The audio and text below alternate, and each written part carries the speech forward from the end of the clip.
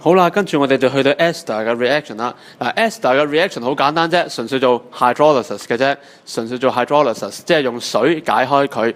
用水解開佢有兩隻，一隻就叫 acid hydrolysis， 一隻叫 alkaline hydrolysis。咁有咩特別咧？咁樣嗱 acid hydrolysis 嘅話咧，純粹就將即係玩法同啱啱一樣，純粹沿住個 CO bond chop down 咗佢。CO bond 唔係講 CO double bond 啊，呢一個。沿住個 CO bond， 沿住 CO single bond chop down 咗佢，咁點做法咧？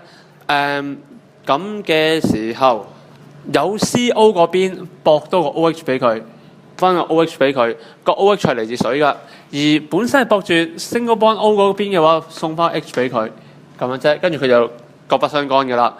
咁嘅時候即係出翻咩啊？COOH 同埋 COH 嘅啫 ，CH2OH 嘅啫。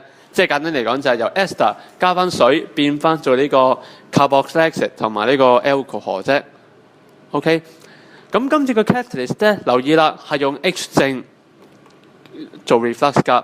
好啦 ，H 正 AQ， 留意今次係 dilute 嘅 acid，dilute 嘅 acid 照做翻 reflux。OK， 點解寫 dilute 嘅 acid 咧？因為第一件事我今次要水啊，係啦，我並唔係想要 concentrated sulfuric acid， 所以咁嘅時候我係要落水嘅。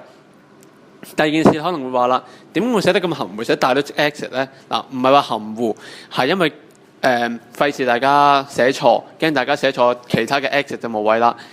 嚴格嚟講，真正要寫嘅咧，只可以寫 dilute 嘅 sulfuric acid 嘅啫。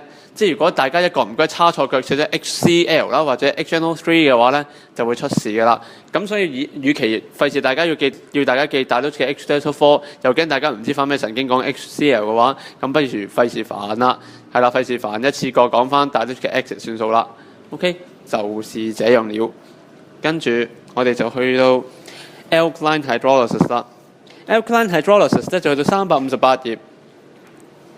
嗱358頁個玩法咧，你見到基本上我特登揾翻同一隻嘅 ester， 揾翻39個 example 就係 ethyl propanoate 同埋 example 40嘅 methyl methanoate 個玩法一樣嘅，都係照出翻同樣嘅嘢。不過今次你見到個分別啦，第一件事就係話隻 acid 咧，即係嗰隻本身係出 acid 加 alcohol 噶嘛，但係隻 acid 因為今次喺 alkaline medium 嘅情況之下 ，acid 同 alkaline 係會做翻 neutralization。出翻隻 salt， 所以今次你見到本身你對照翻個 example 37同埋個 example 39嘅話咧，你見到個分別㗎。本身係會出呢個 propanoic acid， 本身出 propanoic acid 嘅話咧，今次 example 39咧係要出翻 propanoate 嘅啫，出翻隻 salt 嘅。同樣嘅一件事，亦都發生喺example 40嗰度。methyl methanoate 啦，遇到呢個 alkaline hydrolysis 嘅情況之下，就係出翻 methanol， 唔出 methanoic acid， 出翻 methanoate 嘅啫，得唔得？玩法一樣嘅啫，都係因為喺 alkaline medium 裏面係唔可能見到 acid 㗎，就會出翻隻 salt 㗎啦。OK， 呢度要提翻幾樣嘢嘅，你見到就係喺 alkaline hydrolysis 嘅情況之下，第一件事呢個 reaction 同 acid hydrolysis 係唔同㗎。acid hydrolysis 係 reversible 㗎，今次係 irreversible 嘅，係啦，單箭嘴。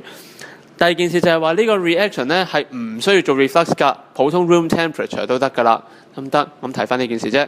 嗱，咁簡單啲嚟講啦，暫時去到呢一刻咧，牽涉到 reversible reaction 咧，只係得兩條嘅啫，一個就係 esterification， 第二件事就係 ester 拆翻散嘅 hydrolysis 啫，就係咁簡單。